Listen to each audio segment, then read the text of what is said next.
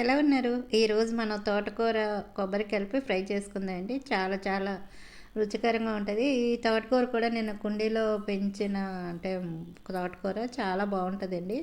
ఎప్పుడైనా మనం ఆకుకూరలు పెంచుకున్నది వండుకున్నామంటే చాలా రుచికరంగా ఉంటుంది. వీలైన మట్టుకు మీరు కొద్దిగైనా కనీసం మన ఇంట్లో వాళ్ళకి సరిపోయినంతైనా ఆకుకూరలు పెంచుకోండి. చాలా బాగుంటుందండి. మనం కొనే దానికంటే మనం పెంచుకునే ఆకుకూరలతోటి వండుకున్నామంటే ఆ టేస్టే చాలా బాగుంటుంది. తప్పకుండా ఒకసారి మీరు పెంచుకుని వండుకొని చూడండి ఒకసారి. తోటకూరని శుభ్రంగా కడిగానండి. కడిగిన తర్వాత ఇలా కట్ చేసుకున్నాను.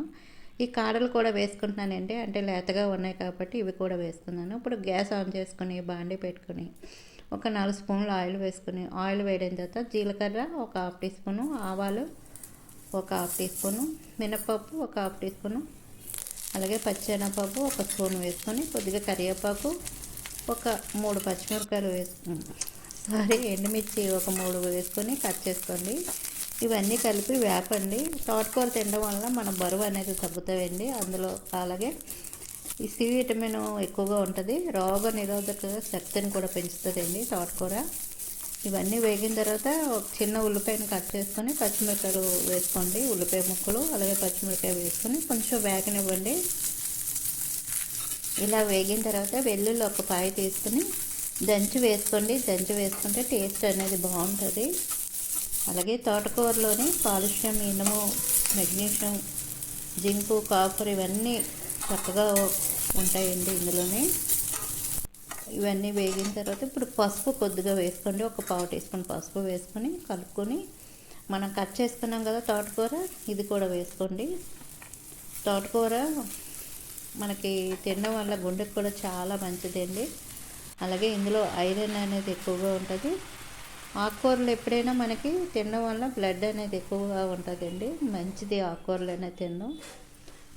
తోటకూర వేసిన తర్వాత మూత పెట్టుకోండి. వెంటనే కలుపుకండి. ఒక 3 నిమిషాలు మూత పెట్టుకొని తర్వాత 3 నిమిషాల తర్వాత మూత తీసి ఒకసారి పైకి కిందకి అంతా ఒకసారి కలపండి. ఇలా కలిపిన తర్వాత కొద్దిగా ఉప్పు వేసుకోండి.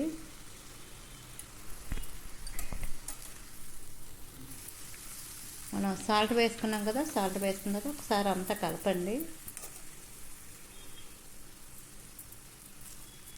అలాగే తోటకూరలోని మనకి విటమిన్స్ ఎక్కువగా ఉంటాయండి. A vitamin, C vitamin, D vitamin, E, K విటమిన్లు, బి12 ఇవన్నీ బాగుంటాయండి తోటకూరలోని.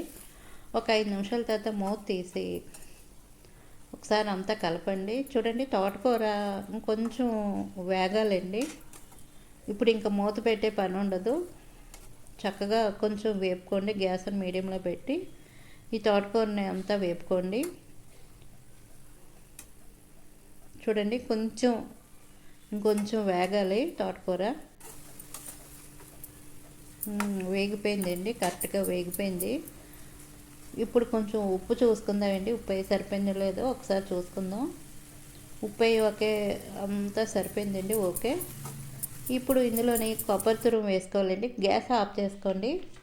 గ్యాస్ ఆపిన తర్వాతే మనం కొబ్బరి తురుము వేసుకోవాలి. కొబ్బరి తురుము కొంచెం ఎక్కువ వేసుకున్నా బాగానే ఉంటుందండి. మీ టేస్ట్ని బట్టి మీరు కొబ్బరి తురుము వేసుకోండి. మనం కొబ్బరి తురుము వేసిన తర్వాత గ్యాస్ మాత్రం ఆఫ్ చేసుకోవాలండి.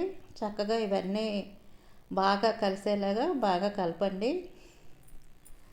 తోటకూర ఇష్టం లేని వాళ్ళు కూడా ఈ రకంగా మీరు చేసి పెట్టండి, చాలా ఇష్టంగా తింటారు. చాలా చాలా బాగుంటుందండి. నేను రైస్లో వేసుకొని కలుపుకొని తింటున్నాను.